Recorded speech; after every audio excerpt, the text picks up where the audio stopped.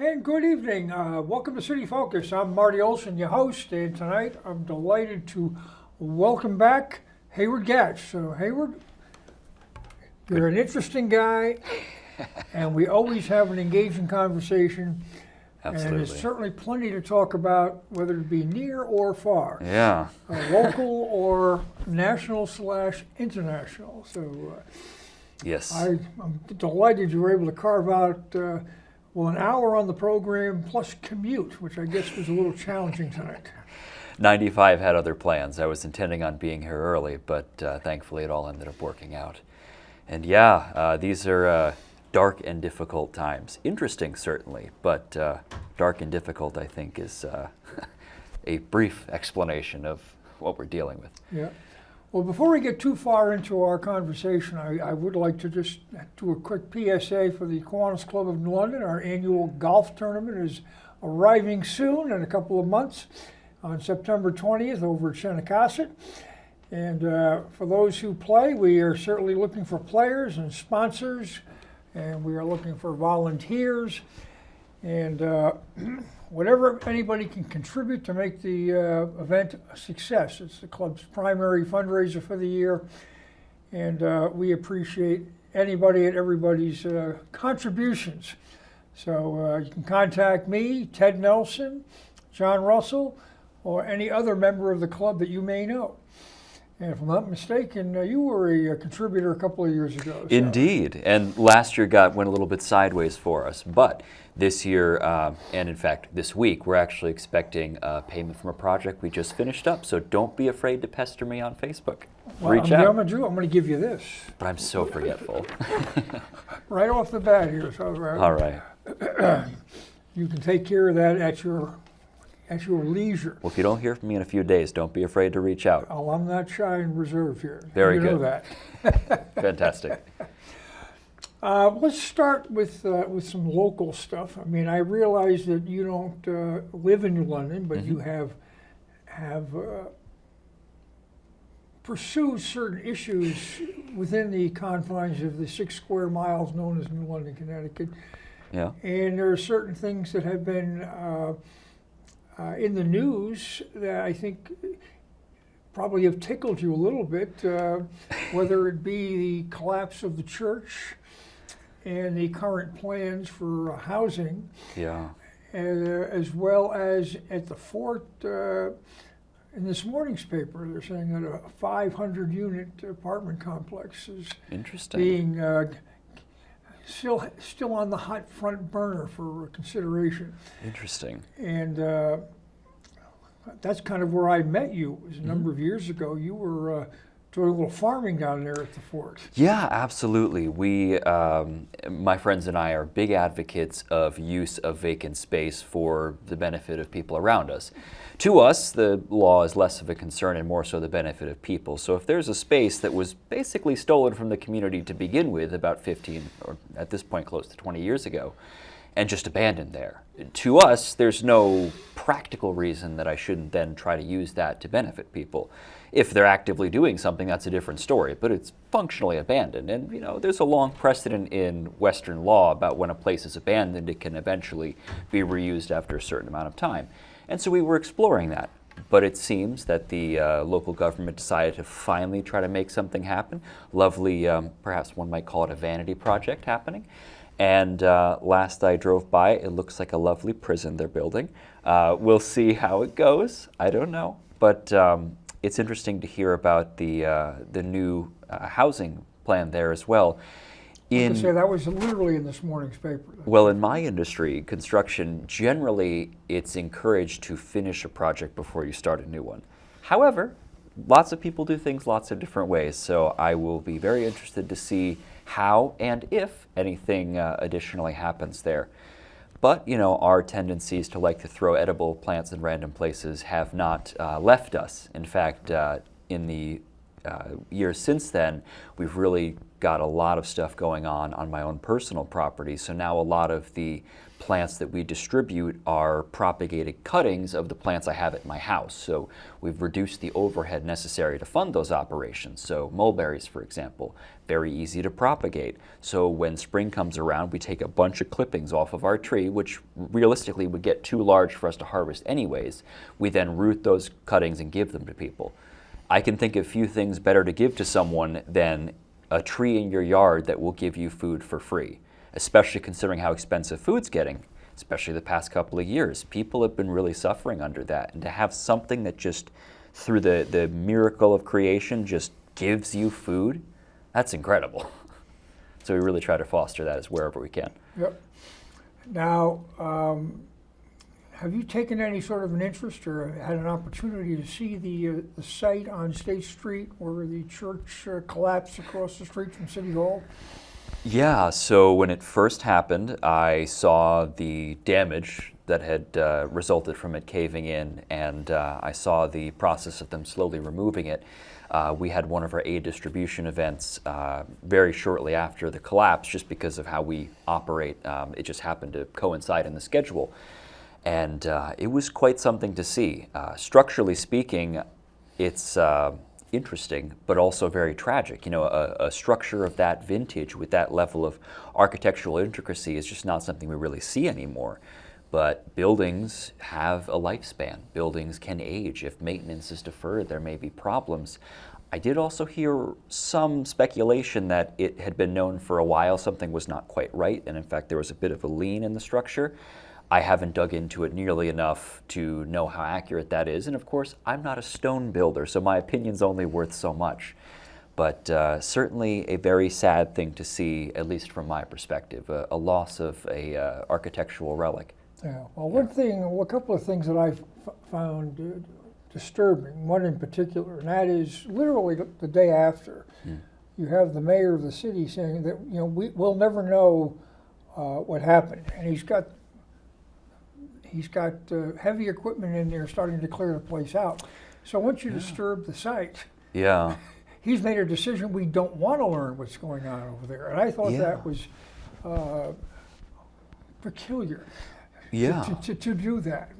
Aren't you curious as to what might have caused this? I don't mean you, I mean... Well, I am, sure. Yeah, Why not? Because there's been a number of concepts that have been floated that seem rational.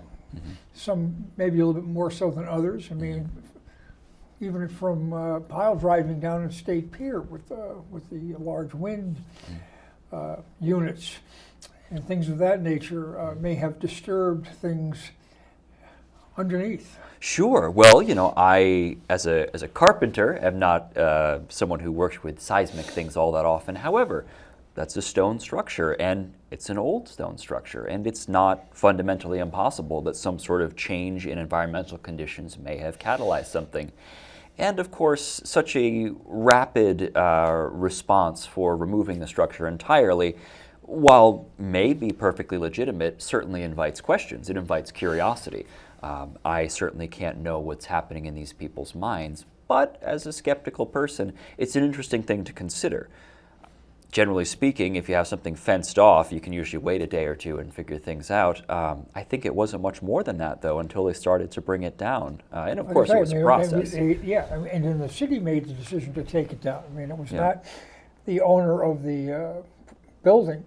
Yeah, I'd be curious to see the legality around that. It's just not an area of law I've had to explore much as I tend to care about the law either way. But it'd be interesting as an academic exercise to explore that. So yeah, let me know if you find something out. Well, if I find something out, I mean, it's always open for another conversation. Absolutely, yeah. And just recently on that site now, the city has facilitated a transfer with the purpose of putting up housing on that site, which I'm questioning. Yeah. What are they thinking in the central business district there? on what was a historic Yeah. site with the church, and to put up quote unquote, affordable housing, whatever that may mean.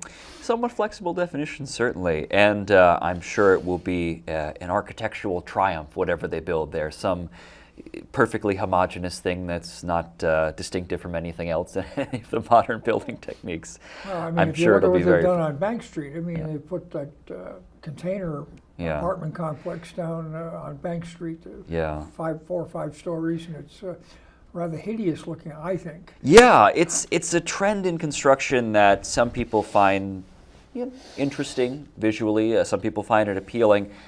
To me, it just seems rather bleak and without any character, almost depressing. There's a certain homogeneity that happens over time in societies, and It looks East German. having spent a fair amount of time in the former USSR, I can certainly agree. There's a fair amount of architectural similarity there. And maybe perhaps we're trying to have a society as depressing as our architecture, and an architecture as depressing as our society. Who knows? But these are, the mayor has been gambling heavily on apartment dwellings, Yeah. where we've got 2 large apartment complexes now down at the Shaw's Cove urban renewal site, the docks along Bank Street, and the beam along Howard Street across from the hospital building. And both of these are high end, and the rents that they are able to get are a bit stunning to me. Yeah. And they don't appear to be geared for locals. No, certainly not. In fact, one of the things that I usually bring to the conversation when folks talk about this is they say, well, we're renewing the community, we're investing in the community. No, you're replacing the community. You are building something that people in this community cannot afford, and by extension, eventually pricing people out. I used to live in the Bay Area, for example, the sort of the haven of the tech industry. Silicon Valley is just a couple blocks away. And they are buying up entire blocks worth of housing, tripling the rent to drive people out, demolishing the buildings, and then putting up some hideous homogeneous thing to put tech workers in. That's not revitalizing the community. The only thing that remains the same in the community is the government. The people are all driven out to the nearest affordable area. And you can only do so much of that before all of the people that work in the service are commuting hours just to get to their jobs then in the core of the city. Is that a better city? Well, it's a more expensive city. Maybe there's more of a tax base, but there's a trade-off there. You're losing a lot of the people that made that city what it is. And if you don't care about that, then I suppose you're entitled to not care about that. But that, to me, is something that we really need to grapple with when doing any of these investments, is what are the net causes for it beyond just the number that happens to be attached to the economic gains of it. There are people involved too, and those people will have consequences. And this is a word you don't see emanating from City Hall or the mayor's office in particular. It's called gentrification. Yeah. Yeah, oh, absolutely. It's something most cities are doing because it's a really, I don't know about saying cheap, but it's a very easy way to try to make the numbers go up a little bit. In fact, I remember a few years ago we had trash cans in the city that were really very cheap and simple, and now we have these fancy solar powered ones with art on the side. And one of my friends said, oh man, they even gentrified the trash. So, this is a thing that happens, and it's a cheap and easy, and again, not necessarily cheap, but it's the almost lazy way to go about trying to revitalize a community without actually trying to really make it a better space. And they're all these new buildings are apartment complexes. They're not condos. Yeah. So there's no ownership involved. Right. And it's I worry that as the folks that move in, who are primarily, not exclusively, but these buildings have no amenities for children. I mean, they're not geared for kids. They're geared for singles, young couples without kids, empty nesters. And if the young folks who are going to work across the river at electric boats. And there are a lot of them. I mean, the engineers coming in, they have no roots or ties to this community. And if any other opportunities occur, that they have, and they're looking at it selfishly. I mean, they have the opportunity to pick up and get the heck out of here. But they're not vested. Yeah, there's a certain hollowness to it that I think in the long term is going to be detrimental. It's all about these short-term gains that people are going for, and you see a lot of cities doing it, and I really don't think that the long-term prospects are that good. And this works as long as Congress is funding submarines. Well, sure. And if they cut back on submarines, or for some reason submarines aren't needed, I don't see that happening anytime soon, but who knows? Any modifications, because I mean, things ebb and flow, and that can change in a heartbeat. This business model may be out of favor. Things can always change, and to be so arrogant to think that they never will, it's ahistorical. I mean, in fact, just a few years ago, there was some discussion about moving some of what EB was doing and some of what the subways was doing down to some other place. So those things can happen. Maybe something changes in an administration somewhere. Maybe spending priorities change. And to assume that things will always be the way they are now is just not prudent, frankly. But here we go doing it. Well, I mean, it's I think an issue that New London has is that we really haven't decided what we want to be. I mean, do we want to be a tourist place? Do we want to be a historical place? Do we want to be a hip little city, to coin the phrase that Claire Gordiani used many years ago? Who or what are we? And like I said, when you place that structure on Bank Street, which has taken forever to complete, this new apartment building, which is rather narrow. I haven't had the opportunity to go in there yet, but from what I gather, these units are rather strange shapes, and at least from the exterior, they're not very aesthetically pleasing. It's a classic case of what we in our industry called architect brain. They come up with something that's their vision, but not necessarily practical. We had a build recently where an architect framed it out, and we came in to finish it, and all the doors were 86 inches instead of 80 inches. So it was a non-standard size that everything had to be special order, but it was his vision. We couldn't just go down to the depot and grab them. Well, you can't, with a door that size, the doors are not stocked, your jambs and your casings, I mean, everything has got to be done custom. I know, and so when you have these people that are perhaps more than a little full of themselves, coming up with these visions for communities without maybe even researching the community itself, you have sometimes places that don't even appeal to people all that much. Who knows? Now, how are you doing with your business? I mean, you mentioned it, and I know, but the audience may not know that you bang nails and do carpentry. And I do. For a living. I do. And you keeping busy, and what type of projects are you working on? You got work that's laid out for the next handful of months or further? Quite further. So we are very busy. I run a small, primarily renovation and repair company. We call it Be Nice Home Solutions. It's a silly name because we're silly people, but it's memorable, and it sort of conveys how we want to approach business.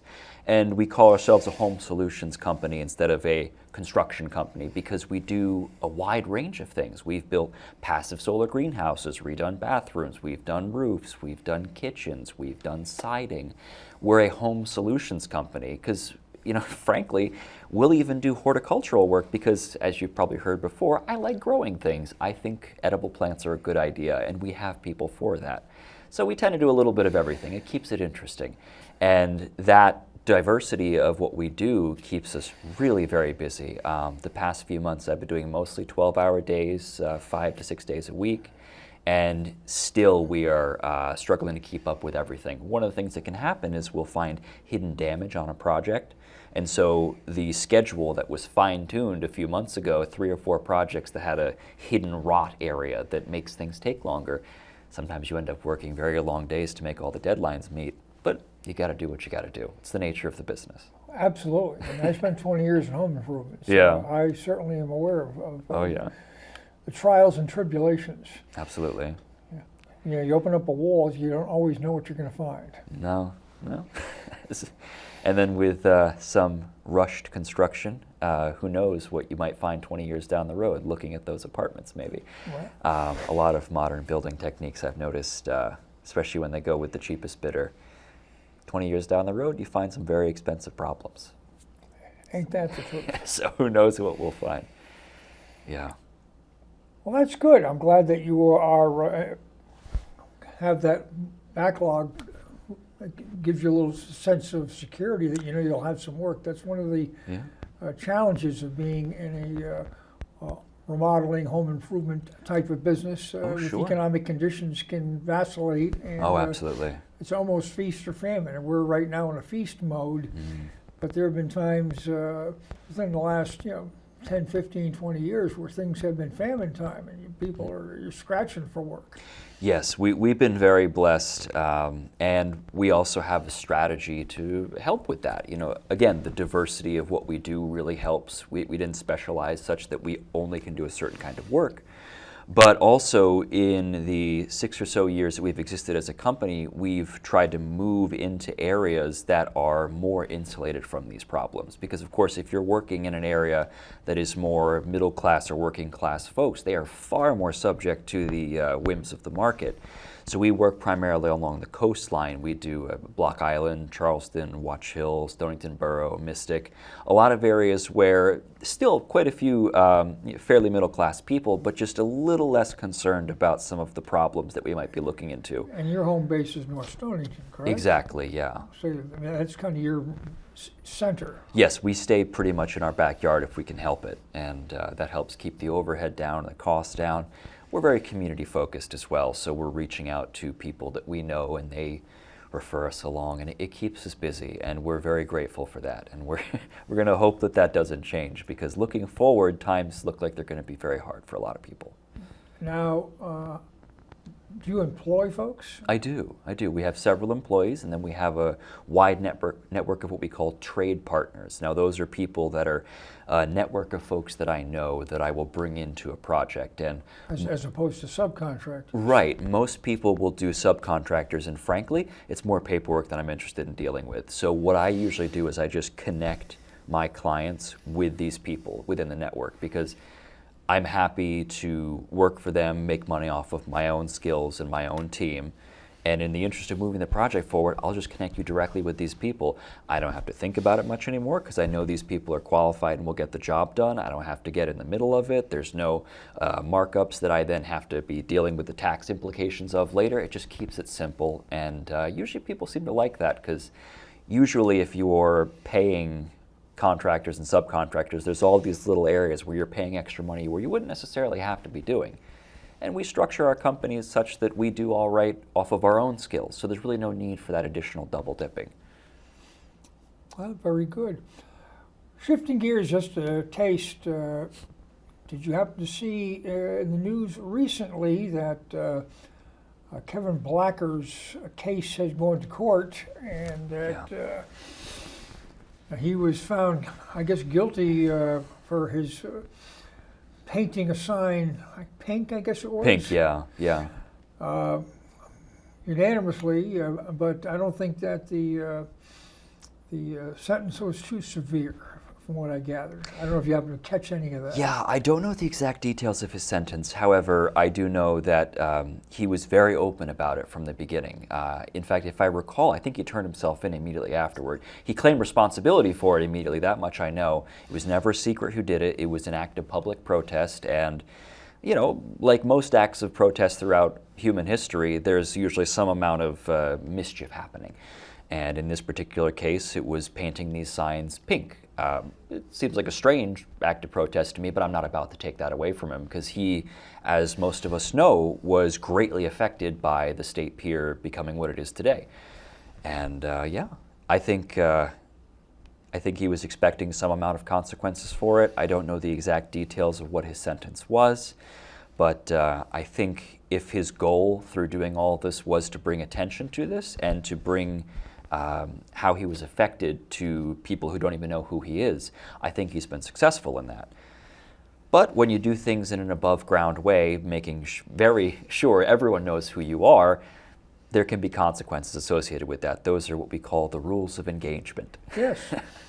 Well, it's interesting. I mean, he along with, I would say, an unusual ally in David Collins at the day paper.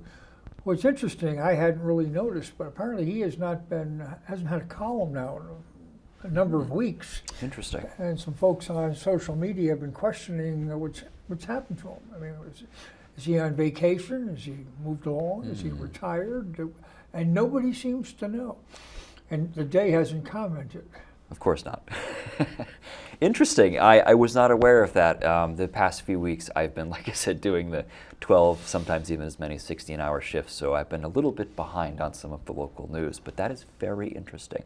I'd be very curious to find out what's happened. Perhaps someone within the decision team at the Day perhaps was not content with something he was doing, maybe. I don't know. Well, and it may not be anything as scurrilous as that. It could be It could be. He could be in Tahiti on a vacation. I don't know. For his sake, I hope so. Avoiding this heat wave we've been having. Have you been paying attention at all to the convention this week out in Milwaukee? The convention itself I haven't followed too closely, probably because I've been digging more so into what happened just before it. A little something happened. A little something happened that is not completely unprecedented, but really very shocking. I mean, this is something that has very rarely happened in American history, and really makes this whole thing a lot more high stakes, a lot more, frankly, dangerous. And we already had enough to stress about in this election already. No matter what side you're on, an increasing number of people are very uncomfortable with the cognitive state of Joe Biden, even people that would be enticed to voting for a Democrat because maybe they don't like Trump, for example. Even those people are becoming very unsure, more so than they probably already were, about this candidate. And then to have things go even more wild, to have this assassination attempt on live TV. I mean, we think of course, the Kennedy assassination, the Zapruder film. It's grainy, you can kind of see what's going on. This is the world of 4K live broadcasting from multiple angles. I mean, if that had gone a different way, that would probably be one of the most nationally traumatizing things we've had in quite some time. About this much. Absolutely. And it's half inch. I mean, there we go. I got it there. Yeah, just hold up your finger. You can. It's about that much. And it's really to think of what things would be if it had gone that way, where we'd be today. Yeah, It's hard to even wrap your head around. I think it would be very realistic to expect a certain number of his fan base would be very motivated towards some extreme action, and that's not to cast aspersions on his fan base broadly. It's just that there are literally hundreds of millions of people that are fans of this guy. So just by sheer nature of statistics, you're going to have some people that are feeling in a very extreme way as a result of that. And because you have so many people, something nasty might happen. Every single camp, mine included, has its fringe. So it's hard to even think about what would happen as a result of that. But even just the national feeling as a result of that, we're at a point now where trust in our government and its various branches are probably at an all-time low within recent memory. To have something like that happen, even now that it wasn't successful, has spawned a tremendous amount of speculation, even conspiratorial thinking. Had it been successful, I think that would be even more extreme. And I have a very hard time imagining how we would have a stable near-term future if that were to happen. You know, a lot of people that worry about the trajectory of our nation had been thinking, well, what if either one of these candidates just dies of natural causes? They're both well on in their years. Things can happen. Well, Trump's in his late 70s, right? Biden's in his early 80s. So things can happen at that age. I mean, even if it's just as simple as something, a brain aneurysm or something. But even if that happened, a lot of us were worried about who is going to believe that that was natural causes? Because we're just so collectively stressed out as a nation that even if something were natural causes, the amount of doubt that that would cause, the amount of stress, the amount of alienation that would cause would be very destructive. So this is a whole nother world of stress and destruction that may have come from something like this. And like you said, inches. I mean, I'm not a ballistics guy really, you know, of course I'm not, I'm a carpenter, but even just the pressure from a bullet moving at that speed can hurt you, you know, so to have an impact like that and him to be in the condition he was in is... You've got physical as well as, you know, your intellectual, I mean, emotional, course. I mean, Yeah. Many different senses were Yeah.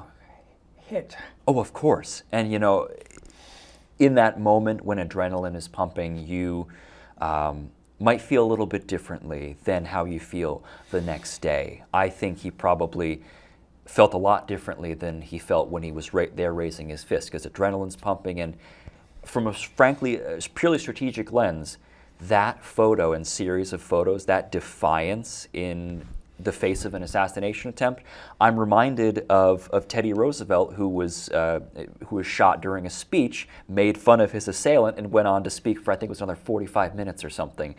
That's the kind of stuff that legends are made out of. It was a book or 50 pages of stuff that he had tucked in his clothing that Right. slowed the weapon down enough that saved his life. But this is the thing legends are made out of. That photo may, even on its own, just win him the election. This is the kind of thing that Americans very specifically really resonates with us, that defiance in the face of death, in the face of danger. That's a huge part of our national character. So, like him or not, any person that's having a sober analysis of the situation has to think this is probably really going to help him. And maybe he's leaning into that, but on a purely emotional level, he's probably feeling a lot right now. The character of his speech, I was told, was changed at the RNC. I don't know. His speech will be tomorrow, by the way. Right. The advance is tonight. Yeah, and I was told he had ripped up his old speech and he had changed the whole character of it. And maybe this will result in a kinder, gentler Trump. Maybe it will result in a deeply traumatized and more paranoid Trump. We have no idea because, of course, we can't be in this person's head, and we but never even know. looking at him physically, when he came out, what are we? We're on Wednesday. On Monday, when he came out for the first night of the convention, I mean, he looked different. Yeah. I mean, physically, I mean, he looked a little bit crestfallen. Yeah. He was not his robust, gung-ho kind of type of thing. Absolutely. I mean, he was just sitting there, and I mean, and I'm saying, I mean, the impact, as you point out, days out. Mm-hmm. How's this wearing? Yeah, you know, a close, I shouldn't say close, a cousin of this that I dealt with quite a few years ago was a boating accident. We were just leaving the Pawcatuck River and turning into the Borough, and our steering cable snapped. So at about 40 miles an hour, we went to an immediate 90-degree turn. My brother was thrown from the boat and hit with the propeller. So he had several gashes up his arm, a huge one, and then another couple there. We were calm, we stopped the bleeding, everything was as calm as it can be. We got the boat working, we brought it to shore, we made everything work, and once all that adrenaline wears off, you really start to have a very different emotional state. You know, the body is very good at going through these moments of trauma in that moment to get us through. It's part of our way of surviving in the world. But getting beyond it, you really start to then process all the complex emotions around it. And his situation is already very complex emotional. I mean, he's got these trials, he's got, you know, half the nation, various forms of hating him, and then having this happen. I mean, there's a lot emotionally going on. And to ignore that, I think, is to ignore a critical part of the full context of the situation. And I don't know if you got this on the news coming over, but before I came over here this evening, on the news, President Biden has a mild case of COVID. As if things couldn't get... So he's heading back to Delaware. He was supposed to be having some sort of a campaign deal in Las Vegas, and he's heading home. Well, campaigning last time around wasn't his forte either, so. Wow, yeah, well, you know, you always wish the best for people, and a whole new layer of stress for the national situation. Well, I mean, he has indicated recently that if a medical issue was to come up that would preclude him from being able to do the job, he would step down. Yeah. I don't know if this is a precursor or if it's just happenstance. Yeah. But the timing is amazing. Certainly is. However, a person that is in a fairly high circle of power who travels a lot, it's also not impossible that something could have just happened. With that said, the feeling of ego that you get from Joe Biden's defiance and denial of his situation in the wake of nationwide scrutiny really makes you wonder if he would ever surrender it, even if something did happen to him. And it's amazing because sometimes these people get so wrapped up in the now that they don't think about their legacy. Think about how Democrats might remember Joe Biden as the person who refused to step down, went into a very high-stakes election, obviously not capable of this role, and lost. How would that person be remembered versus the person who had the humility to say, you know what, I can't do this. And this is me speaking from outside the political spectrum and what side I might like. Just strategically, his legacy, to have the humility to say, my time in this role is done. That person will be remembered within his party as a hero. But realistically, I don't see him winning this election currently, and that's going to be remembered. That's going to be his legacy. Yeah, well, his wife seems hell-bent on him running hell or high water. I mean, it's all about that ego. People can be so wrapped up in their position and so seduced by that power that they'll sometimes do anything to keep it. And it's frankly disgraceful. I mean, in theory, at least, the role of the president should be a largely selfless role. And of course, all throughout our history, that hasn't been the case in many situations. But in theory, that's what it's supposed to be. I mean, I was raised on stories of the reluctant statesman, not the person who goes after it for the power and the connections and all of that. And sure, that's an endangered species, but I'd like to see that again if possible. Well, listen, if you go back into the 1900s, you referenced the 1900s earlier. Mm-hmm. I mean, politicians did not go out and campaign. Right. They stayed home. Mm-hmm. Others did their work for them. Yeah. I just finished a book on Lincoln, and it was just encompassed the timeline of the Chicago Convention where he got nominated in 1860. Mm-hmm. And he's back in Springfield. And he's got his operatives in Chicago. And he's a big underdog. Yeah. William Seward looked like he was the fait accompli. He was going to be the winner. He was going to be the next president. Well, Americans love an underdog. I think we've learned that all throughout our history. We love an underdog.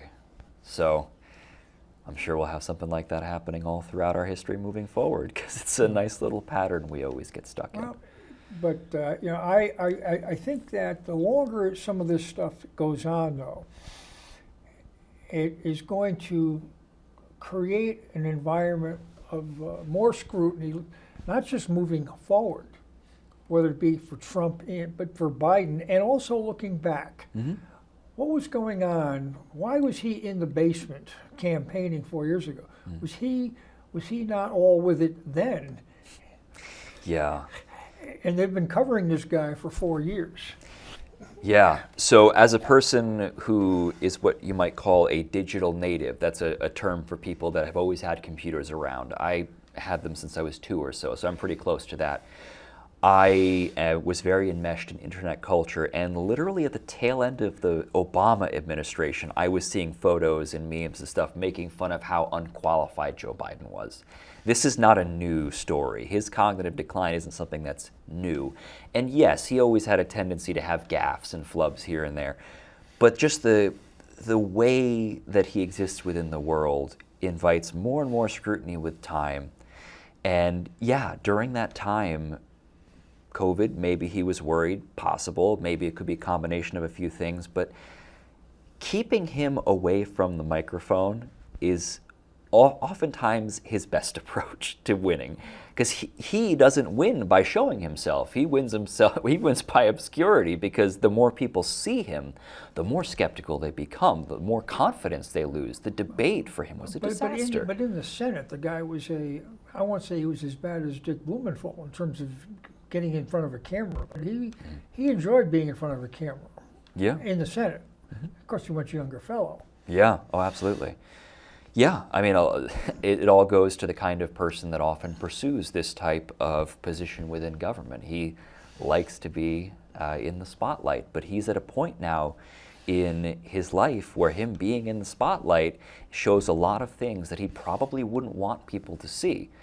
But there's only so much campaigning you can do when hiding. He's got to show up. He's got to show his face. But the dark side of that for him is he's going to show how far he's gone, and that's not a good situation. How Trump almost popped up on Saturday. Yeah.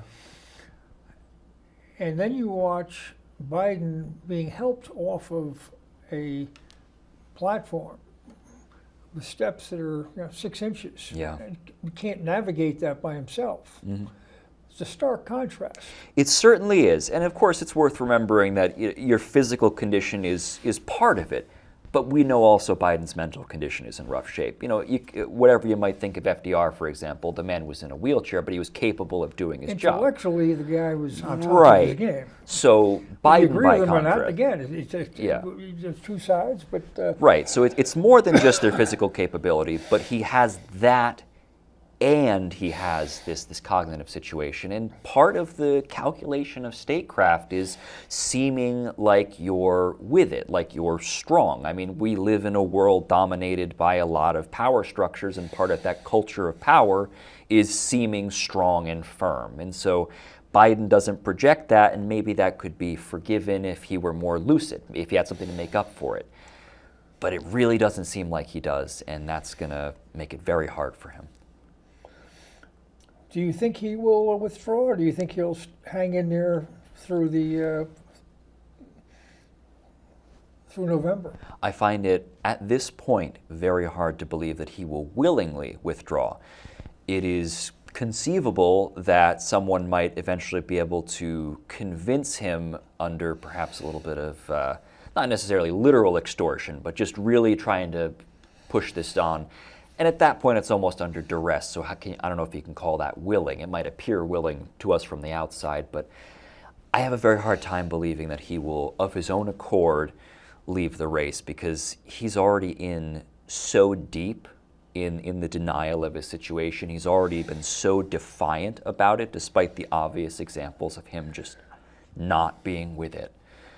So I have a very hard time imagining he would withdraw. It's possible legally that he could be pushed out, but how can they do that legally? I mean, he going into that convention next month. It's about a month away. Once that happens, things are different. But I mean, from what I'm gleaning, is that he's got this thing sewed up, and the rules of the Democratic Party, I mean, they can't take it away from him. He has to step down unless he has a catastrophic situation. And if he's unable to perform moving forward, what's he doing now? Right. So my understanding of the situation is he has delegates that are pledged but not committed. So I guess there's some nuance of how the DNC runs its crazy little games that in theory something could change, but it's not likely. It would be uncommon for that sort of thing to happen. But we're also in very uncommon times, so I wouldn't be shocked to see if something like that might occur. And you bring up the catastrophic health situation. That could happen literally tomorrow. He could be having a stroke literally right now. We don't know because we're in this lovely studio here. But these are variables that the DNC is gambling with. And you go back to 2016 where they sort of a lot of people think installed or did whatever they could do to install Hillary. In 2020, they did whatever they could do to sort of push Biden. We saw a lot of people drop out right before, I think it was Super Tuesday, and Biden got a big bump from that, and that pushed him over the top. The DNC really likes to play dirty with their rules, so I wouldn't be surprised if something happened. But every day that passes is one less day that a replacement has of course to get energized. Yes, and then there's the complicated thing of apparently if they choose anyone other than Kamala, they do not have access to the donations that were given to the Biden-Harris campaign, which is a very significant war chest of funds. So that's a whole other confounding factor, and they have to decide, well, would we rather put Kamala forward? And that's not a decision that I would want to have to deal with, Well, and I'm grateful I don't have to. Then she's polling worse than he does. It seems that way, yes. And of course, as we know throughout history, polls can be difficult to make sure they're accurate. But 2016, the polls didn't have Trump winning. But, right. But a lot of people that really had the pulse of the nation were unsurprised to see that result. Like him or hate him, one of the things that I've said is he's one of the most American presidents we've ever had. And I mean that in sort of a tongue-in-cheek way. There's something about his character that just really resonates with a lot of our American character. And so even though Hillary was this presumptive winner, she wasn't relatable to a lot of people, for better or for worse. And I was very unsurprised to see Trump win. Neither was I. I had called that ahead of time. I'm not a gambling man, but the gentleman who I know, I placed a bet on that. I made $100 on the election. There you go. I said, you to the gentleman, and anybody who would listen at that time, you've got to listen to what's going on here. Mm-hmm. Here in New London and in Connecticut, there's like a little echo chamber here. Oh, yeah, yeah. And it's all Democrats. Mm-hmm. And all you're hearing is that. Mm-hmm. You're not hearing what's happening in Iowa or Nebraska or Montana or any other place. Mm-hmm. So here you think that everything's hunky-dory. Yeah. If you're a Democrat, mm-hmm. because it's what it is here. And the men and women who are elected here, they're all Democrats. We've got 5 representatives and 2 senators and a governor. They're all, and I mean all Democrats. It's kind of like New London. Our mayors, council, and school boards, they're all Democrats. Yeah, and that's sort of, for lack of a better word, locality bias that you can have. You just assume that the conditions you have locally are all over the place, and that's one of the reasons I think people should travel more, because they get an idea of how big the world is and how diverse people are. You have, even within our one nation of America, so many different ways of being, so many different types of communities, so many different styles of belief. So to assume that your one perspective is the majority is incredibly arrogant. And it's ironic. In that, as you have outlined that, this should be a strength, community strength, mm-hmm. this level of diversity. But when you take bits and pieces and try to make it the ideal, the mm-hmm. policy, to represent the masses, and it's from a very, very small minority position, mm-hmm. I think is very unhealthy as well. Well, and naturally with my political politics, I guess you might call it, and I'll pin that on our friends in the Democratic Party. Well, naturally with my political positions, any sort of top-down approach is pretty antithetical to my beliefs, but any sort of minoritarian rule is really not something that I think is conducive to liberty, because there are so many people out there that to think that any small group of folks with one homogeneous set of beliefs can adequately, not necessarily govern, but even serve a diverse population, that's hard to imagine that they could really do that in good faith, especially when the path of least resistance is to just grift as much as you can and get out when your term's over. Yeah. Well, one of the things I think too, with the recent events of the weekend, and you have Biden has, and the Democrats in general, I believe, the rhetoric, and it's not just recent, it's been going on since Trump came down the escalator, mm-hmm. in 2015, has been slightly hot. and with this, now you have Biden on TV the other night saying it's time to cool off. Now, how's he going to campaign? Because his rhetoric has been outrageous. Yeah, In that regard. This is the downside of when you have your entire political campaign based in a negative light. Your entire political campaign is founded on saying how bad this person is, and rather than how good you are. Yeah, there's no ideas, there's no goals or aspirations. He's bad, I'm good. It's a failure of strategy, and we've had, and I'm not about to pretend that any one side has a monopoly on negative rhetoric. We've seen a lot of it going back and forth, but that kind of situation not only yields possibly events like we had last Saturday, but also just makes a more corrosive national environment. And with this assassination attempt, it most likely is politically motivated because that's most likely true. But we also have the guy that shot Reagan trying to impress an actress, so who knows? But realistically, most likely, it's probably associated with this high national temperature we have, and Biden is doing every bit to play his own part into that. I believe it takes two to tango, but he's certainly doing his part too. Yep. Well, we're getting down to our last couple of moments here. Is there anything that we haven't kind of touched on? We've been kind of freewheeling it here, and I really, this is one of the things I enjoy about having you come on, because we just kind of have an open-ended conversation, and it goes where it goes. Yeah, I'm always happy to be here. When you reached out to me the other day, I said, yeah, I'll come on. What about? So, and we've touched on a number of topics, like I say, near and far, and it's been interesting. But is there anything in particular maybe that you'd like to share that is going on in your life, or whether it be in the political realm or business, family, whatever? Well, to me, the biggest thing that I always try to drive home when I talk to folks is the importance of cross-partisan dialogue. I mean, you hear me talk about this on Lee's show all the time. It was a big focus of my King of Callers monologues, of just trying to reach across the aisle. I've lived in places where the social fabric has broken down a lot more, and things were very messy for a lot of people. And I just happen to be passing through. Some people are stuck there forever. I don't want that to happen here. It was difficult, it was miserable, a lot of people get hurt. I don't wish for that here. And one of the best ways we can do that is to humanize our neighbors, reach across the aisle, do something, and at a certain point, not necessarily relying on our so-called representatives to do that. This is something we need to do. This is why I go on Lee's show all the time, even though we have different perspectives. It's important for people of different perspectives to talk to each other, because it's so much easier to see them as human if you know them, if you take the time to actually get to realize who they are. And that's what we do. Exactly. And our time is up for tonight. All right. I want to say thanks to Haywardd Gatch. He's a terrific guest and a great guy. I appreciate it.